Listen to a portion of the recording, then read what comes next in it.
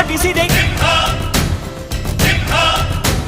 ಸಿಡಿ ಸಿಡಿಯುವ ಸಿಡಿಲಿನಲ್ಲೂ ಅಂಜದೆಯೇ ಗರ್ಜಿಸಿದೆ.